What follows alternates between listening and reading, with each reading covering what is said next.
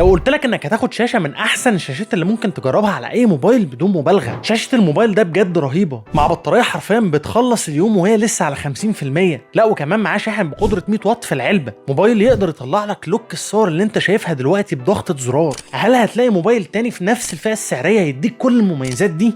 ما تفكرش. الموبايل اللي انا بكلمك عليه هو الاونر 200. وقبل ما تكمل الفيديو بس عايز اقول لك ان ده مش اعلان والله، يعني يا ريت اونر بتعمل عندي دعايه. النهارده هوريك واحد من افضل الموبايلات في الفئه المتوسطه، ويمكن افضلهم من وجهه نظري في سنه 2024.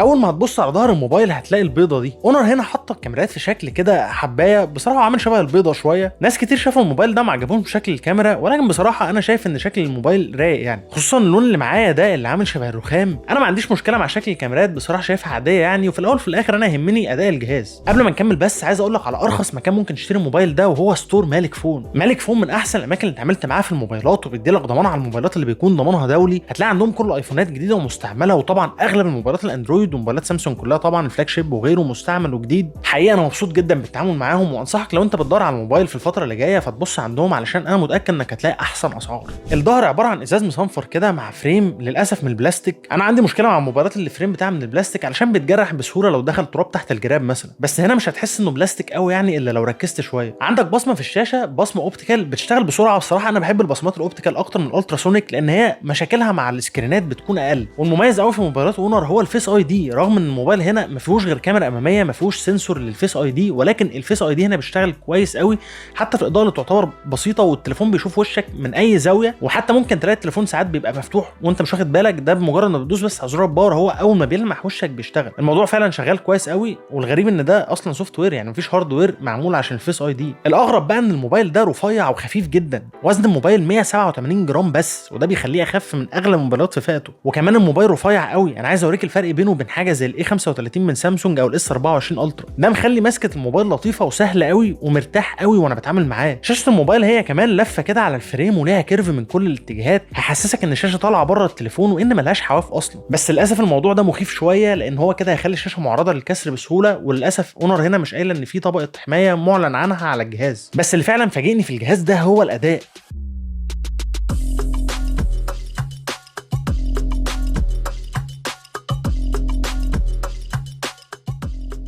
تقريبا كده كل موبايل اونر همسكه وهتفاجئ بادائه. ايه السلاسه والسرعه والخفه الرهيبه دي. الموبايل لو حد مسكه وهو ما يعرفش سعره ممكن يفتكره فلاج شيب بسبب الاداء. كل حاجه بتفتح بسرعه، كل الانيميشن ناعمه وسلسه، حتى التقليب بين الابلكيشنات المفتوحه لذيذ وسريع. وعلى فكره الجهاز بيجي بمعالج فئه متوسطه عادي يعني، مش اعلى حاجه. المعالج اللي هنا هو السناب دراجون 7 جين 3 مع 12 جيجا رام فعلي، وزياده عليهم 12 جيجا من السوفت وير، مع مساحه 256 للنسخه اللي معايا، وفي منها 512 1 تيرا. ورغم ان المعالج ده فئه متوسطه الا ان السوفت وير خفيف قوي لدرجه انك هتحس ان مفيش فرق بينه وبين الفئات العليا. بجد يا جماعه انا مبسوط قوي من اداء موبايلات اونر، وده خلاني فعلا افكر جدا ان انا السنه الجايه ما اجيبش موبايل سامسونج واغير من سامسونج الاونر بسبب بس السوفت وير والاداء. حتى السوفت وير هنا فيه اغلب المميزات اللي انت ممكن تكون محتاجها، تقدر تفتح كذا ابلكيشن فوق بعض بمنتهى السهوله. عندك مميزات الماجيك بورتال بتاعت الذكاء الاصطناعي اتكلمنا عنها قبل كده بالتفصيل في فيديو الماجيك 6 برو. القوائم هنا وستاره الاشعارات بصراحه مسروقه شويه من الايفون ولكن معموله صح. هنا عندك الكاميرا اللي فوق دي عاملين حواليها جزيره كده بالسوفت وير بتتفاعل مع الحاجات اللي انت بتشغلها. السوفت وير بس ناقصه حبه حاجات مش موجوده غير في السوفت وير بتاع سامسونج، وبجد هيبقى توب. انا مش في الالعاب بصراحه، بس حبيت اجرب العب عليه لعبه تقيله، وزي ما انت شايف كنت مشغلها على اعلى اعدادات والاداء كان لذيذ يعني. حتى الموبايل مش بيسخن جامد، ولو ركبت جراب مثلا مش هتحس بالسخونه اصلا. الجراب هنا بيجي مع الموبايل في العلبه والسكرينه كمان، وبصراحه الموضوع ده بيدي قيمه مضافه للموبايل، وبتحس كده ان الشركه بتقدر المستخدم بتاعها. وبالمناسبه الموبايل ده بيدعم شريحتين فيزيكال.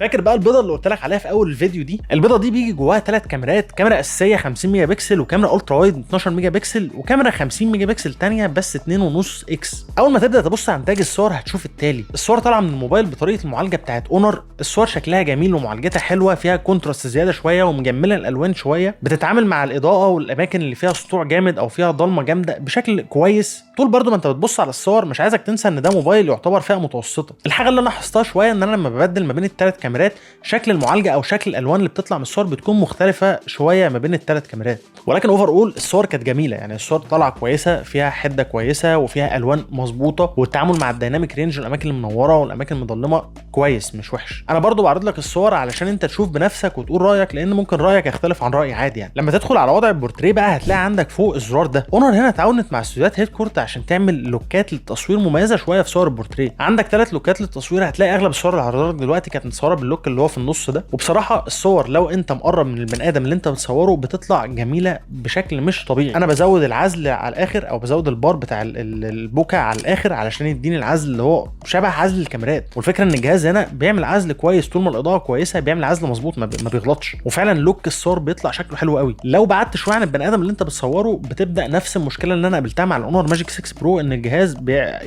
بتحسه بيعدل وشك او بيرسم وشك بالذكاء الاصطناعي، ولكن برضه الصوره بتكون مقبوله. يعني زي ما انت شايف دلوقتي ده تصوير الفيديو على 4K 30 فريم بالاونر 200. بصور على 4K دي الكاميرا الاساسيه الواحد اكس. دلوقتي هنقل ما بينها وما بين الكاميرا الواسعه الالترا وايد. دلوقتي هخش على الكاميرا. انا عندي هنا الكاميرا ال 2.5 اكس بتعمل على طول زوم 3 اكس، يعني انا عشان اجيب الكاميرا الزوم بطلع من 1 ل 3 على طول زي ما انت شايف كده. نشوف برضو شكل التصوير عامل ازاي. مثلا بص ناحيه الضوء، مثلا يكون مثلا حاجه خلفيتها الضوء، شفت تعامل الكاميرا مع الاضاءه حصل ازاي. بصراحه شايف النتيجه كويسه. يعني عندي برضو هنا اوبشن ان انا اشغل مود للنويز كانسليشن علشان الصوت بتاعي. هجرب اشغله دلوقتي وانت قول لي ايه رايك في الصوت. انا دلوقتي شغلته وانت قول لي ايه رايك في الصوت. هل الصوت كده بقى احسن ولا الاول اللي هو دلوقتي كده احسن؟ عندك كمان كاميرا اماميه بدقه 50 ميجا بكسل، برضو الصور بتاعتها كويسه. اول ما بتاخد الصوره بتلاقي الصوره مش طالعه بالمعالجه بتاعتها، بس لما بتخش على الصوره كده بتستنى ثانيتين الجهاز بيعمل معالجه وبيظبط لك الصوره. حسيت بس شويه ان هو بيخلي عيني مش عارف، حاسس ان عيني مدمعه كده، عامل حاجه غريبه في عيني. يعني انت شايف الصوره قدامك عامله ازاي. ده برضو تجربه تصوير الصوت بالكاميرا الاماميه على الاونر 200 برضو 4K 30 فريم. وعندي هنا اوبشنين 0.8x و1x تقريبا، يعني كده زوم اكتر شويه. بس لو انا فردت دراعي شويه كده يعني زاويه الكاميرا تعتبر كويسه. هشغل برضو المود بتاع النويز كانسليشن علشان تسمع الصوت هيبقى عامل ازاي. دلوقتي انا كده شغلت المود بتاع النويز كانسليشن، مش عارف بقى انت هتبقى عاملني سامعني ازاي. برضو زي ما انت ملاحظ الكاميرا فيها EIS او تثبيت الكتروني عشان الهزه البسيطه اللي بتبان في التصوير. فقول لي بقى النتيجه عامله ازاي. بص انا رايي في اداء الكاميرات ان هي صورة حلوه. الجهاز ده مش موجه او مش احسن حاجه للتصوير، وبرده ما تنساش ان هو جهاز فئه متوسطه، ولكن انا شايف ان الصور اللي طالعه منه مرضيه قوي. يعني انا لو بستعمل جهاز زي ده بشكل شخصي، ومش انا مثلا بصور تصوير احترافي، مش بصور فيديوهات، مش بصور حاجه معينه، بستخدم الكاميرا استخدام عادي زي 99% من الناس، فالجهاز هيكون ممتاز بالنسبه لي. خصوصا ان انا حبيت اصلا لوك الصور بتاعت اونر وطريقه المعالجه بتاعتهم، بتطلع فعلا الصور شكلها حلو، بتزود عليها الكونتراست شويه والالوان شويه، بتخلي الصوره شكلها لطيف للعين انت تحبه، مش اكتر حاجه واقعيه ومش اكتر حاجه حقيقيه، ولكن بتظبط الصوره كويس، بتعرف تتعامل مع الاضاءه ومصادر الاضاءه في الصوره كويس. كمان موضوع البورتريه واللوكات اللي فيه والحاجات دي حلوه لطيفه، ممكن تستخدمها. تلاقي صحابك بيحبوا يصوروا بالجهاز، لما تصور بيه صوره هتطلع شكلها حلو، مش هيزعلك في حاجه يعني. وبرده نسيت اقول لك على حاجه مهمه، ان انت عندك هنا البورتريه تقدر تصور على 1x او 2x او 2.5 بالكاميرا اللي هي ايه، الكاميرا الزوم بتاعت الجهاز. حبيت اسيب نقطه الشاشه للاخر عشان حابب اتكلم عليها شويه. بصراحه شاشه الموبايل ده بحجم 6.7 بوصه بدقه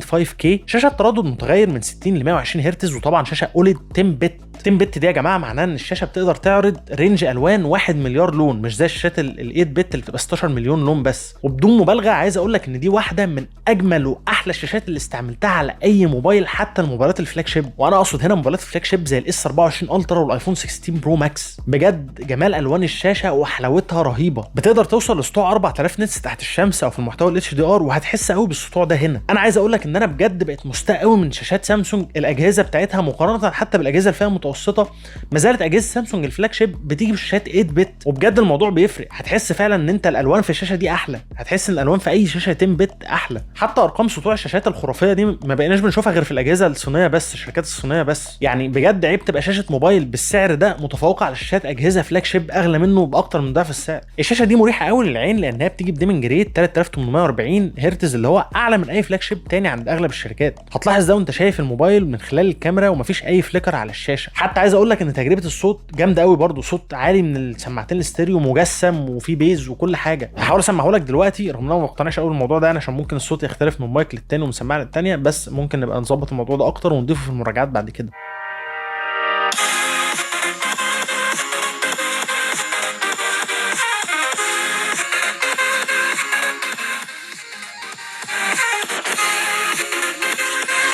زي ما سمعت الصوت يعني مش عارف اقولها لك ازاي، بس هو احسن من الاس 24 الترا بتاعي بامانه يعني. وما تفهمنيش غلط، انا مش بقارن الموبايلين لان ده فئه وده فئه تانية، بس انا بحاول افهمك الجهاز عامل ازاي. لو وصلت معايا لحد هنا فده معناه ان انت راجل جدع. عايزك بقى تقدر المجهود اللي معمول وتنزل تعمل لايك وسبسكرايب علشان عايزين نوصل لل 100,000 سبسكرايبر ان شاء الله في اقرب وقت. البتاع اللي ورا دي عماله بتفصل وانا خلاص يعني قربنا نخلص الفيديو، فكمل بقى ومعلش يعني ايه، مش عارف انت خدت بالك ولا لا اصلا. اللي بيكمل التجربه دي بالنسبه لي هي البطاريه. انا عارف والله انك زمانك بتقول عليا واخد فلوس من اونر عشان اعمل الفيديو ده، بس انا عايزك تتخيل كده انا بخلص اليوم وبطاريه التليفون ده لسه كام في الميه. صدق او لا تصدق، بعد يوم كامل استخدام البطاريه بتبقى 50%، بعد يوم استخدام عادي طبيعي، استخدام فوق المتوسط كمان. وانا بستعمل الموبايل ده كموبايل الاساسي. خلي بالك البطاريه دي بحجم 5200 ملي امبير بتقنيه السيليكون كربون الجديده. وهتقول لي ازاي اونر حشر كل البطاريه دي في الجسم الرفيع ده؟ هقول لك معرفش. لا وكمان خد التقيله بقى، الموبايل ده بيجي معاه في العلبه شاحن 100 واط بالكابل بتاعه. عايز ايه بقى انت اكتر من كده؟ وعلى فكره عندهم موبايلات ببطاريات احسن كمان، الموبايلات الفلاج شيب يعني ده مش احسن حاجه. بص بصراحه اونر عامله السنه دي شغل بصراحه لا يعلى عليه. انا من خلال تجربتي مع الموبايلين اللي انا جربتهم منهم شايف بصراحه ان دي موبايلات اقرب ما تكون للمثاليه. بس عندك هنا برضو شويه عيوب اظن لو اتصلحت كان الجهاز ده اصلا هيبقى جهاز فلاج شيب مش جهاز فئه متوسطه. اول حاجه ما عندكش شحن وايرلس، تاني حاجه مفيش طبقه حمايه على الشاشه والظهر، تالت حاجه مفيش مقاومه ميه وغبار، ودي بصراحه نقطه مهمه للناس كتير. خامس نقطه ان ده مش افخم موبايل كخامات ممكن تمسكه في الفئه دي. افخم موبايل بجد هو الاي 55 وكمان معيار مقاومه الميه والغبار بتاعه معيار فلاج شيب. ولكن انا بالنسبه لي ارمي كل الكلام ده على جنب، انا بالنسبه لي اهم حاجه الاداء. ومقارنه بالاي 55 لا الموبايل ده احسن وفرق ملحوظ كمان. للاسف سوفت وير سامسونج ممتاز بس تقيل على الاجهزه المتوسطه والضعيفه، على عكس الماجيك او اس على اي جهاز عند اونر بيهندله بسهوله. الجهاز ده بقى سعره كام دلوقتي؟ الجهاز ده سعره في حدود ال 20,000 جنيه اللي هو حوالي 220 دولار في مصر النسخه اللي معايا دي. وارخص سعر طبعا هتلاقيه عند ستور مالك فون، انا اضمن لك ان ده ارخص سعر لو دورت هتلاقيه عندهم. حابب بقى اسمع رايك في الموبايل ده. انا بصراحه شايف اونر عامله شغل محترم قوي. قول لي بقى انت كمان ايه رايك، ولو عجبك الفيديو ما تنساش اللايك وسبسكرايب، ولو عندك اي سؤال او استفسار سيبولي في كومنت وانا هرد عليك. كان معاكم يوسف، اشوف وشكوا على خير، مع السلامه.